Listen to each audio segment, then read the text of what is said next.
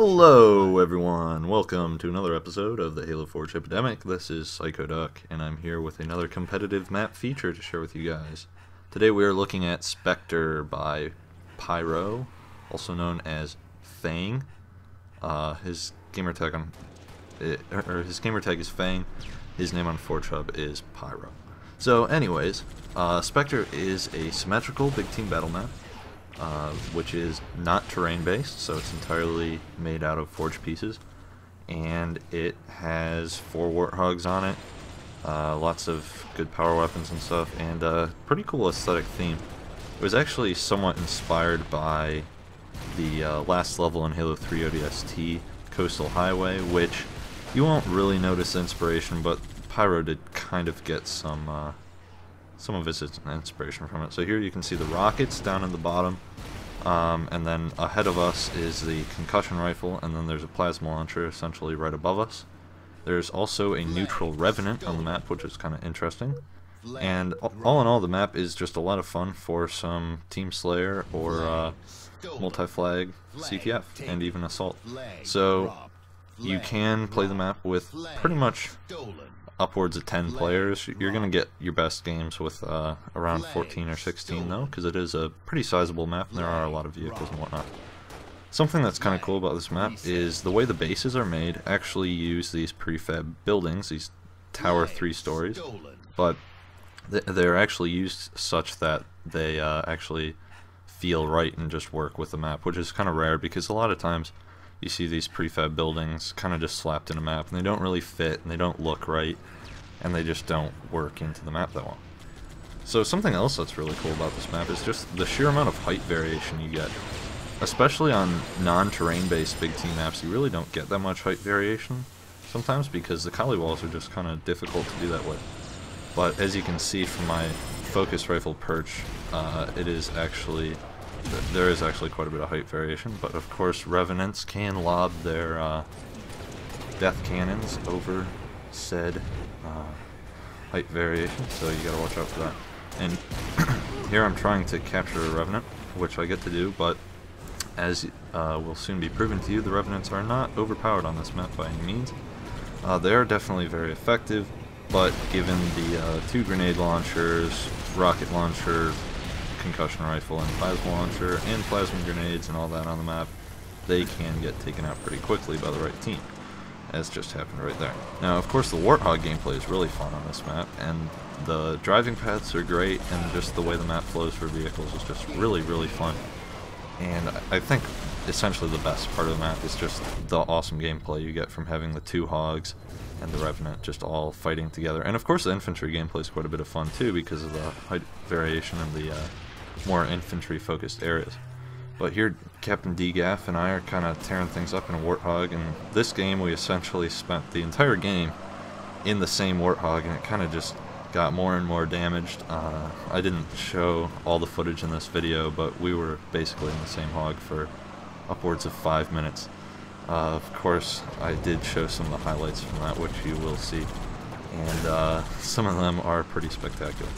Of course, as much as I like the Warthog gameplay, infantry gameplay is fun on here too, except for when you're this guy. Whammy! That is not good to be that guy. You'll see we pretty much get a repeat incident of that later on in the video as well, which is pretty hilarious. DGAF and I we were laughing pretty hard after this. But here we're kind of demonstrating a not so good tactic, which is to have a 3rd guy in the Warthog. That's basically just asking for a triple kill from the enemy team. Luckily, our 3rd guy, who is Frostophobia, I believe, actually has a grenade launcher here, so he wasn't completely useless and actually was somewhat effective. But most of the time you really don't want a 3rd guy in a hog, or even a Falcon, unless you're just going for the objective with it. But you know, whatever works. So yeah, there I go out of the Warthog though. I think the just the way the cover is laid out on the map gives you just the right amount of space. You can kind of sprint between areas and whatnot if you're on foot.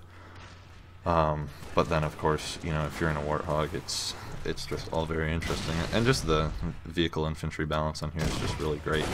Pyro had actually made another map another big team map before this one, which was kind of in the same theme. It was another large symmetrical big team map, and it was pretty cool, and it had a similar aesthetic theme, and just in general had a lot of similarities, but it also had a fair number of issues, which this map really fixes, so definite props to him for that. He really improved this one. And here we are trying to take red team's flag, and I was looking for one of their warthogs I was hoping to steal, but I guess we're going to have to hoof it because there were not any. And luckily I'm just barely able to escape this focus rifle guy, and our team actually comes over and we're able to grab this flag. We had a pretty coordinated push here, which is unfortunately kind of rare given the amount of idiots you'll run into in custom games, but we had some good guys in here. We had a lot of subscribers and such, so we had some pretty fun games here, and I think they were pretty successful. Unfortunately, after we got this flag, we still lost to red team. I was told that red team wasn't even very coordinated, but they kind of kicked our butts anyways. But still, it was a satisfying flag capture, so that's always good. You'll see these base areas are kind of interesting because you can kind of get the vehicles up in them, but they're still very much geared towards infantry. And they're a bit awkward to drive in, but they're just kind of interesting the way they fit. Again, I really like the way Pyro incorporated the tower 3 stories, along with just the brace large facades here, and just, again, the sheer amount of height variation in these areas is just really nice.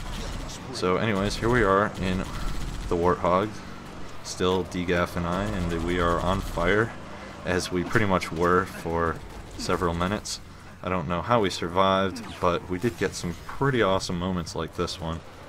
Those are always a lot of fun, and we're hoping that the water would help put out the fire in the Warthog. Jokingly, of course, and unfortunately that does not work. But anyways, we survived for quite a while, and took out a lot of guys on blue team here. But unfortunately we were taken out eventually. We fought so many revenants and such, it was crazy. But here's Whammy Part 2. Just, unfortunately it's a teammate this time and he just gets taken out. It's quite unfortunate, but oh well. It is what it is, I guess. So anyways guys, that's about it for Spectre. I hope you guys have enjoyed this look at another big team battle map. It is definitely one worth playing, and I hope you guys look forward to more videos in the future. This has been Psychoduck with the Halo Forge Epidemic. Thank you guys for watching. Thank you guys for continuing to watch and subscribe, and I'll talk to you guys later. Bye bye.